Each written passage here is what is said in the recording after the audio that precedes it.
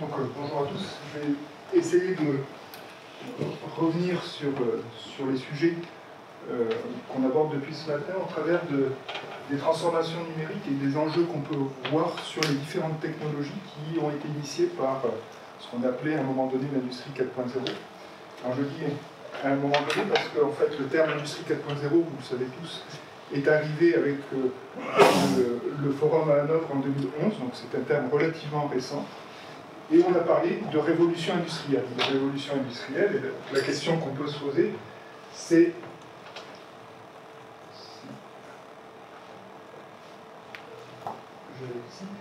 de savoir si effectivement c'est une révolution industrielle et qu'est-ce qu'elle apporte au monde industriel en tant que tel.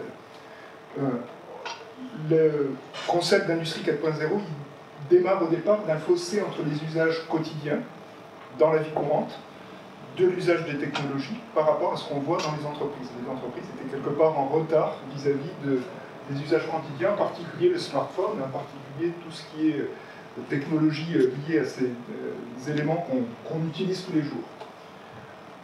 Il y a en parallèle un contexte qui est le pari de la course à l'innovation, et de dire effectivement on va continuer à avoir une longueur d'avance vis-à-vis d'autres entreprises, d'autres pays, si on continue à innover, avec une perte de vitesse de la production en Europe, mais en essayant de conserver le savoir-faire, notamment de conception et d'innovation, en Europe. Et c'est passé, très clairement, par le développement du numérique. Et donc le pari de l'industrie 4.0, ça a été de mettre en avant 4 technologies clés qui émergeaient à ce moment-là. D'abord, l'IoT, l'Internet des objets, qui, soit disant passant, est déjà un assemblage de technologies important, parce que tout ce qui est capteur, il y a tout ce qui est réseau, il y a tout ce qui est outils de supervision qui vont avec l'IoT tout seul, les capteurs tout seuls ne font pas la techno. Deuxième grosse technologie, la fabrication additive, la cobotique, on en a entendu parler largement déjà ce matin, et puis les réalités augmentées et virtuelles qui émergeaient dans les années 2011 et qui étaient en fait plus anciennes, mais dont on a eu l'impression qu'elles pouvaient effectivement apparaître sur le marché de façon claire. Et puis il y avait des technologies en embuscade dont on ne parlait pas en 2011. Typiquement le cloud, c'était peut-être le début, mais l'IA, qui ne faisait pas du tout partie du discours, c'était pas la mode de parler d'IA en 2011. Et le terme de jumeau numérique qui apparaît en fait dans la littérature en 2016, il existait sous un autre terme avant, donc ce n'est pas des concepts tout neufs, mais qui sont apparus un peu plus tard. Chaque technologie porte ses propres enjeux et ses propres contraintes, mais il y a aussi un enjeu d'intégration de toutes ces technologies. On le reverra peut-être tout à l'heure, peut-être que le jumeau numérique, c'est le système qui intègre un peu l'ensemble des technologies qui ont été présupposées au départ. Et on peut se demander en quoi elles transforment les pratiques industrielles et si elles sont toujours utiles au sens premier du terme. Alors l'IoT, je parle de promesse de l'IoT, ça répondra peut-être à la question des gens qui ont regardé Iron Man et qui se disent ça marche. Effectivement, on a une promesse initiale de dire on va pouvoir faire de la maintenance prédictive, on va pouvoir faire des suivis des ressources, de la surveillance des conditions environnementales, de la température, de l'humidité, parce qu'on va avoir des capteurs partout, de la gestion de l'énergie, de la sécurité des travailleurs, parce qu'on va pouvoir les observer et puis vérifier qu'ils ne rentrent pas dans des conditions dangereuses. Ça a des avantages qui sont certains, moins d'erreurs de saisie d'informations, ça c'est un atelier standard qu'on les voit régulièrement où il y a beaucoup de panneaux d'affichage sur les politiques qualité qui sont au format papier. Donc on saisit, on remet de l'information pour la transmettre et c'est quand même la réalité de beaucoup d'entreprises encore d'être en ce format papier. Alors que l'IoT, elle promet une information instantanée, on a des capteurs, on remonte les informations toutes les millisecondes, on peut effectivement être capable d'aller très très vite. Et puis on a un phénomène, c'est que ces technologies, elles se sont démocratisées avec l'apparition de composants électroniques facilement manipulables, en particulier les Arduino, qui sont des composants dans lesquels on forme dans beaucoup d'écoles les étudiants, c'est pas cher, on peut faire de l'électronique facile et on a l'impression qu'on va pouvoir faire des systèmes automatisés. En tous les cas, dans des PME, ça a aidé effectivement à passer le cap et à tester ces technologies-là plus facilement avec des stagiaires, avec des jeunes ingénieurs qui essayent de proposer ce genre d'évolution. En pratique, ça n'est que la prolongation, enfin moi je n'y vois que la prolongation de toute la politique d'automatisation des systèmes industriels qui a lieu depuis longtemps. Il y a une norme qui s'appelle l'ISA 95 qui a été établie en 1995, donc vous voyez c'est pas du tout récent, qui prescrit tous les niveaux d'automatisation depuis la machine avec les premiers capteurs jusqu'au système de gestion de ressources et de planification de l'entreprise. Donc ça c'est bien connu et finalement on accélère ça avec, s'il y a révolution, simplement un passage à l'échelle beaucoup plus important, une démocratisation de ces systèmes qui font qu'on a tendance à aller vers ces éléments-là. Alors c'est assez ancien dans les grands groupes. Alors, on le voit, on a vu des images à l'instant de plateformes de microélectronique, là c'est quasiment la même. Effectivement, on retrouve dans les grands groupes ce genre d'éléments. C'est entré dans les PME de façon assez importante, un peu moins dans les toutes petites entreprises où finalement on se pose la question pourquoi est-ce qu'on aurait besoin de numériser toute l'information. Et c'est quelque chose qui se développe effectivement de façon assez importante. En cobotique, on va avoir, on en a déjà parlé beaucoup, mais la promesse de faire référence à une interaction homme-machine particulièrement importante pour faire de la collaboration dans des espaces de travail partagés. Ce qu'on observe, et là je répète ce qui a été dit ce matin, c'est des scènes de ce type-là, où on voit des cobos, mais ils sont au moins dans des mini-cages ou au moins dans des zones un petit peu cloisonnées. Une interaction limitée, voire séparée. Alors typiquement, là, sur le côté, vous avez un cobo qui fait de la dépaletisation pour mettre des éléments sur un tapis roulant. Ben, oui, à un moment donné, l'opérateur arrive ici, pose sa palette, mais il n'est pas en interaction avec le robot. Une fois que même si l'espace n'est pas protégé, le robot va travailler dans un espace séparé de l'utilisateur.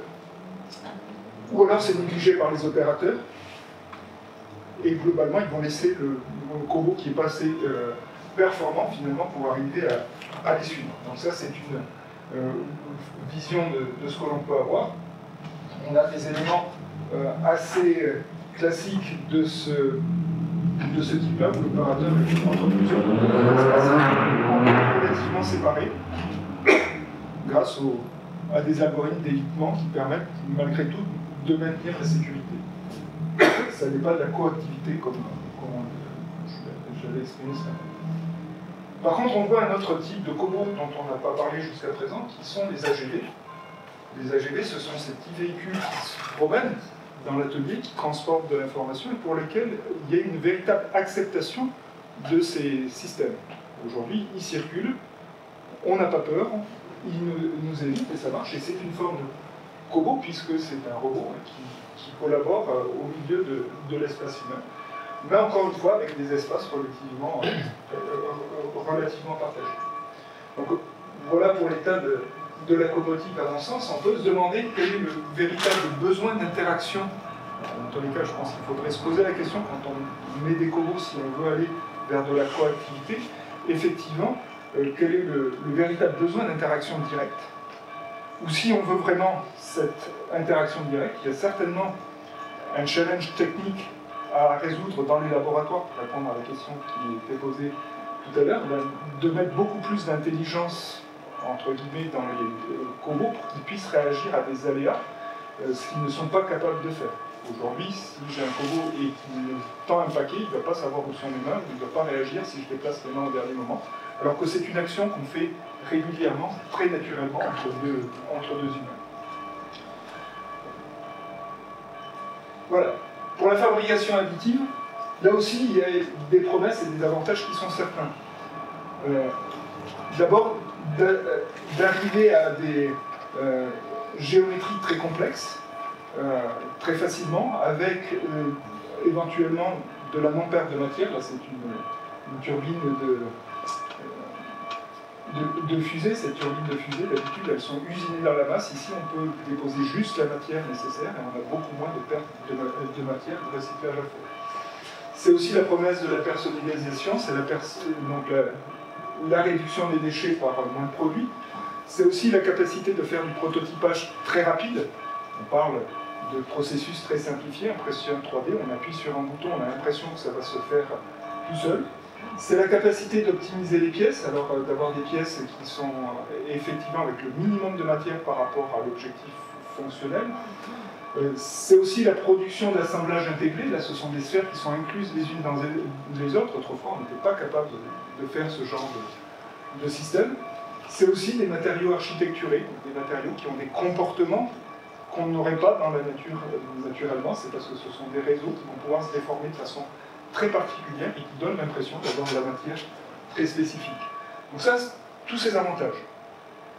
En pratique, ce sont des processus simplifiés, on a l'impression que ça peut le faire, mais ce sont des processus très flexibles, mais qui apportent de nouvelles contraintes de fabrication, qui demandent de nouveaux savoir-faire, de nouvelles compétences pour les mettre en place.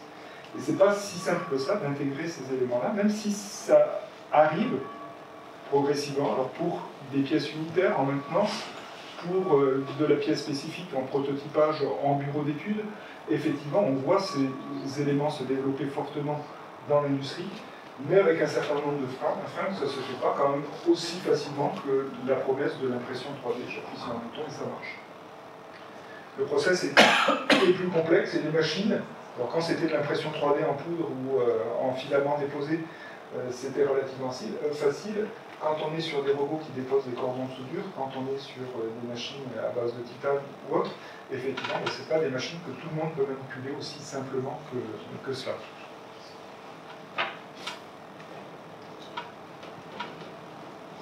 Quatrième technologie de l'industrie 4.0, les réalités virtuelles et augmentées. D'abord, la réalité virtuelle et la réalité augmentée sont deux domaines complètement différents d'application. Ce ne sont pas du tout les mêmes usages que l'on va faire avec ces éléments-là, même si les technologies sont partiellement communes. C'est pour ça que souvent on en parle simultanément. Il y a eu une étape assez importante en 2010 avec les premiers casques de réalité virtuelle low cost, à bas coût, qui sont arrivés au départ, avant 2010, un casque de réalité virtuelle, ça coûtait 60 à 70 000 euros. Et on est passé très très rapidement à des casques de moins de 1 500 euros. Et ça, c'est un changement fondamental qui permet d'imaginer d'en faire quelque chose en production. Une deuxième étape en 2015 avec l'arrivée des casques HoloLens. Les HoloLens, c'est un casque particulier qui permet de faire la réalité augmentée. Il y avait un concurrent qui s'appelait le casque d'Acri et qui permet, avec une certaine performance, effectivement, de faire de la réalité augmentée en 3D dans l'espace. Il y a beaucoup de fantasmes, Iron Man, encore une fois, sur les capacités de ces technologies.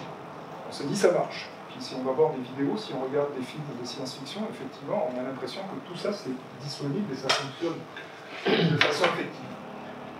Par contre, on a quand même, depuis les années 50, les années 60, une évolution très importante avec le passage ici de ce qu'était de la conception en bureau d'études dans des ateliers où les gens sont carrément allongés sur des plans papier et dessinent à la main, à ce qui est la CAO aujourd'hui et ce qui est un environnement de réalité virtuelle en immersif aujourd'hui. Donc effectivement, cette progression, elle existe. Donc la technologie, elle est de plus en plus mature, elle se diffuse industriellement. Il y a de vraies évolutions d'activité avec un accompagnement de nouveaux métiers nécessaires, parce que ça ne se fait pas simplement d'un claquement de doigts, tous ces éléments-là, et passer même de la CAO et de la réalité virtuelle, c'est toujours pas aussi simple que ça pour aller tester le produit en réalité virtuelle. Et puis on peut remarquer qu'il y a un développement de la réalité virtuelle qui est plus modéré que la réalité augmentée. En tous les cas, la réalité augmentée a l'air d'être une attente plus importante, en particulier dans les systèmes de production manufacturière. Alors, si je fais un point d'accroche sur la réalité virtuelle, ça demande d'implémenter des activités de réalité virtuelle en faisant d'abord un choix de technologie. Il y a différentes technologies, soit les casques de réalité virtuelle, soit les caves de réalité virtuelle, donc des grands environnements où on est plongé entre des écrans immersifs 3D, c'est pas les mêmes coûts, c'est pas les mêmes modes de fonctionnement. Par contre, ça va pas avoir aussi les mêmes impacts sur les utilisateurs. En particulier, il y a des limites. Quand on rentre dans des environnements immersifs, on peut être malade. C'est ce qu'on appelle des phénomènes de cybercinétique, donc un peu un mal de mer au sein de ces systèmes-là. Il est beaucoup plus important dans un casque qui est peu cher par rapport à un qui. Si vous voulez avoir des ennuis avec le CHSCT de l'entreprise, mettez des casques partout et vous verrez qu'au bout d'un moment, il y aura des soucis de conditions de travail. Ça demande de mettre en place des flux d'informations entre les différents services, entre la conception, entre l'endroit où on va s'immerger, et ça requiert des compétences spécifiques pour ça. Et puis ça demande un temps de travail non négligeable pour préparer des scènes de réalité virtuelle, qu'on voit ici assez mal avec la luminosité dans un cahier. Les limites, c'est en face, c'est le réalisme des scènes qui ne sont pas toujours aussi réalistes qu'on le voit dans Iron Man, encore une fois, où ça paraît effectivement pas aussi bien que ce qu'on aimerait au quotidien, même si ça fait des progrès. Et puis, c'est l'interopérabilité avec les outils de modélisation de départ. On modélise en bureau d'études, on transfère en réalité virtuelle, on va essayer, tester la machine, on veut la modifier. Maintenant, il faut retourner au bureau d'études, ça ne peut pas se faire depuis l'environnement de réalité virtuelle parce que ce ne sont pas les mêmes modèles qu'on utilise. Voilà, ça a quand même des applications effectives avec des gains énormes sur des travaux d'ergonomie posturale, sur des tests de machine. Est-ce que le poste de travail, ça on est capable de le faire en réalité virtuelle très proprement aujourd'hui. C'est la formation au poste de travail en environnement dangereux, ou pas dangereux d'ailleurs, la formation au poste de travail pour la peinture, pour autre chose. Apprendre le geste, on peut le faire en réalité virtuelle aujourd'hui. C'est l'évaluation du design industriel, voir une pièce, voir quelle est sa forme, avant de la prototyper physiquement, ce qui peut avoir un coût important. Et puis ce sont des tests d'accessibilité pour l'assemblage, pour le démontage. Tout ça, ça marche assez bien. Ça permet un gain de fonctionnement sans avoir à faire des prototypes physiques. Maintenant, on peut se demander quelles sont les activités qui ont réellement besoin de la perception de la profondeur. Si vous n'avez pas besoin de la profondeur, on peut faire en 2D, c'est tout aussi bien, c'est beaucoup plus efficace et c'est beaucoup moins cher. Donc c'est vraiment un critère pour se dire est-ce que je vais essayer de déployer de la 3D ou pas, c'est est-ce que j'ai besoin de voir avec en profondeur une activité que et pas simplement en 2 dimensions. Et puis, y a-t-il des profils de personnes adaptées au travail en immersif? Tout le monde n'est pas aussi sensible à les cybercinétoses dans les environnements, et donc il va falloir effectivement adapter les conditions de travail. Tout le monde ne peut pas travailler dans ces environnements. Même chose en réalité augmentée. Ça nécessite de faire un choix entre différentes technologies. Il n'y a pas qu'une seule type de réalité augmentée, il y a les casques de réalité augmentée 3D. Dans ce type de casque, on voit par-dessus le poste de travail des annotations qui viennent fonctionner, qui permettent de travailler avec de l'information ajoutée sur le monde réel.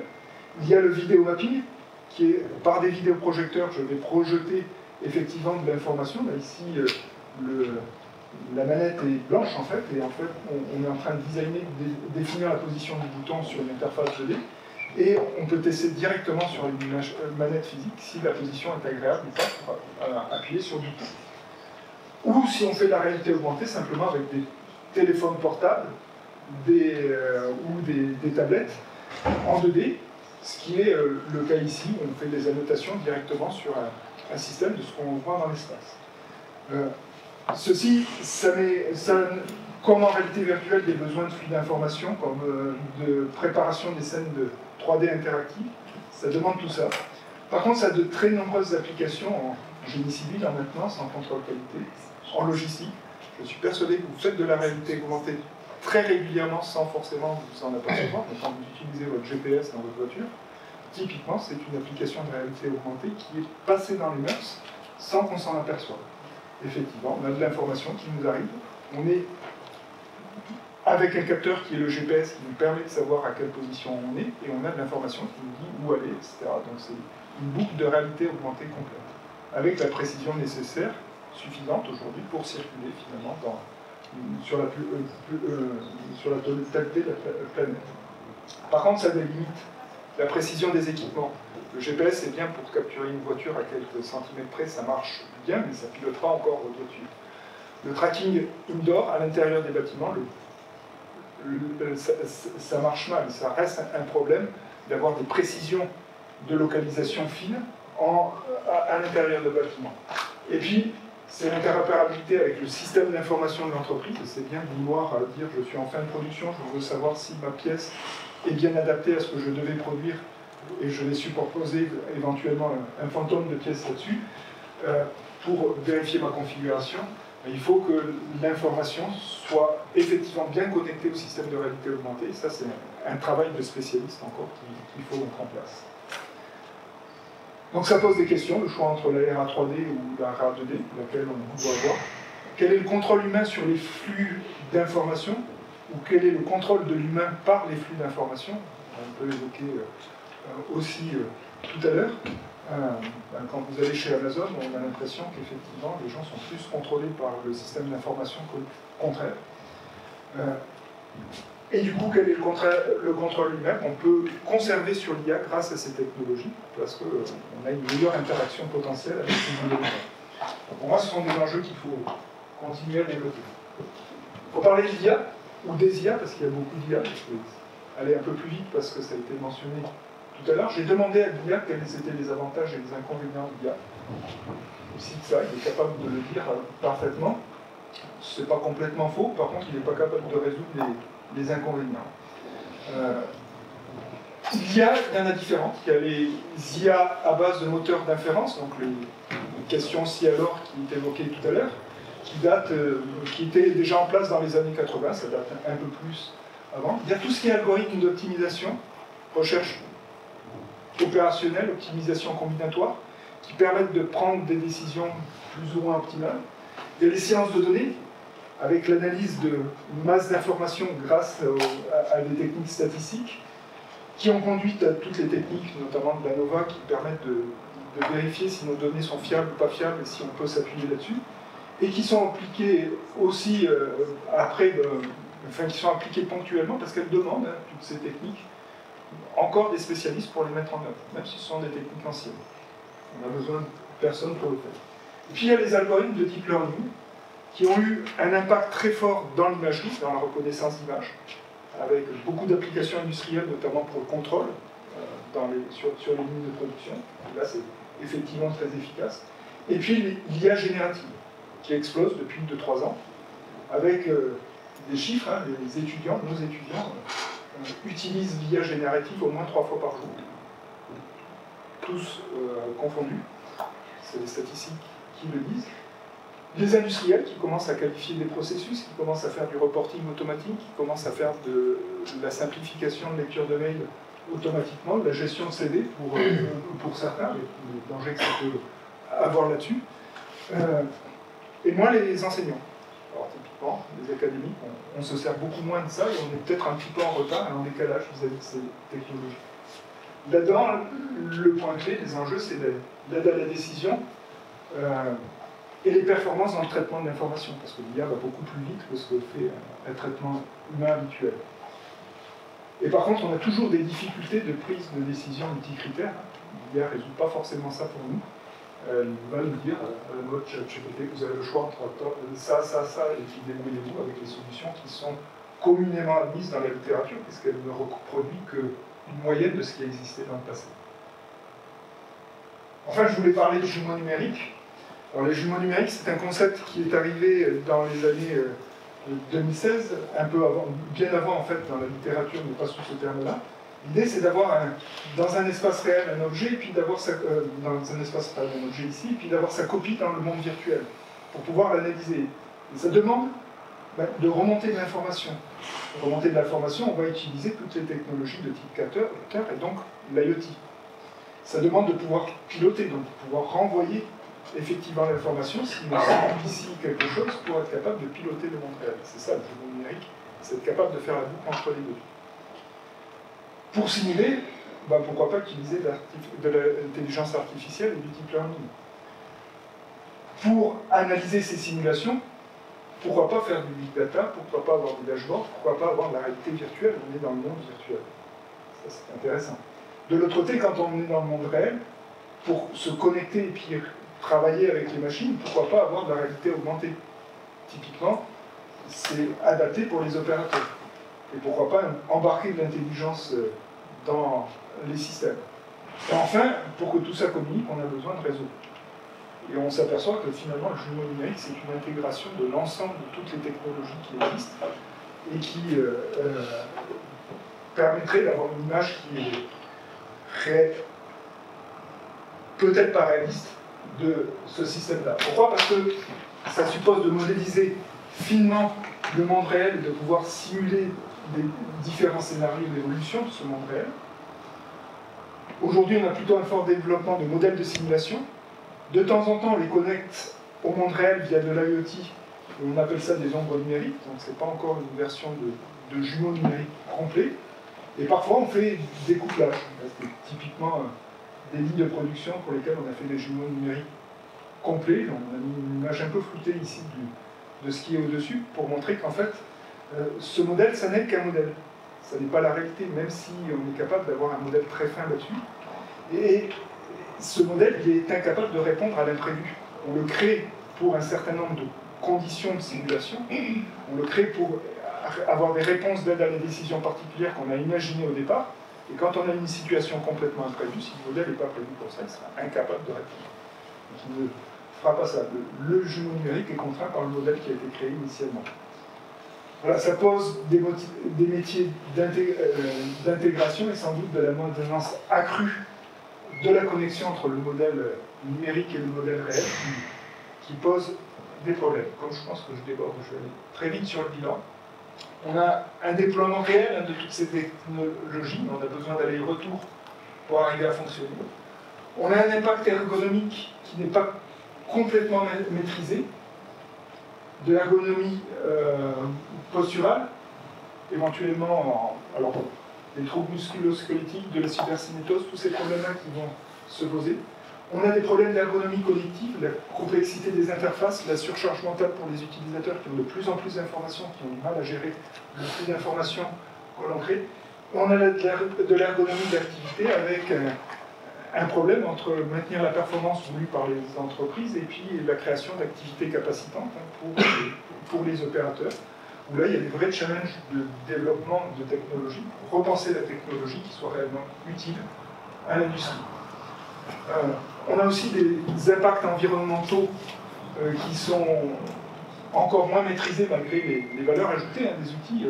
On peut utiliser les outils sans frein, c'est ce qu'on fait sur l'IA à l'heure actuelle, mais il y a une consommation de ressources importante et il y aura peut-être une limitation dans le temps de l'accessibilité à ces technologies d'intelligence artificielle parce qu'on n'est pas sûr que la planète soit capable d'accepter la demande qu'on est en train de construire.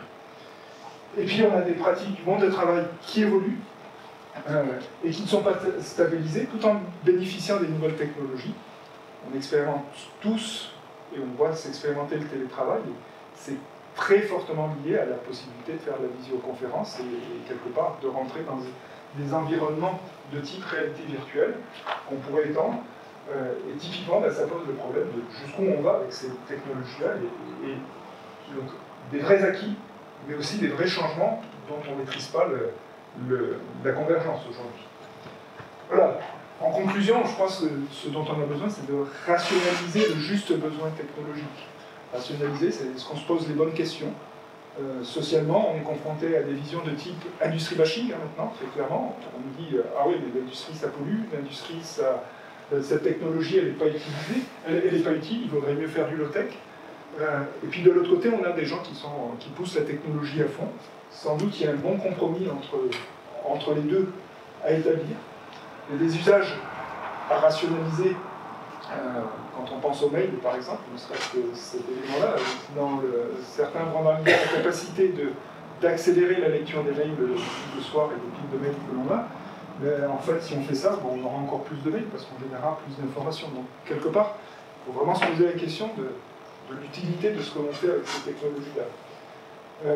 Et puis, on peut se poser à chaque fois la question de la valeur ajoutée dans les activités. Alors là, les industriels savent bien faire le tri. Quand ça ne marche pas, quand c'est pas performant, la technologie elle est mise de côté, même si elle pourrait apporter un peu plus tard, ce qui peut être désastreux d'ailleurs pour des technologies qui font que le déploiement fait un peu des vagues dans ces éléments-là. Voilà, on peut se poser la question des critères d'évaluation des processus et des technologies. Le bilan énergétique, l'accélération de la performance, la durée de vie des produits, l'ergonomie du poste de travail au sens large, pas simplement ergonomique, les politiques et les activités. Je pense que si on prend ces critères, peut-être qu'on sera capable de définir l'industrie 4.H, puisque c'est la chaire sur laquelle on est là-dessus. Pourquoi pas dire que c'est la recherche du juste niveau technologique pour que l'homme contrôle ces systèmes au bénéfice de la société.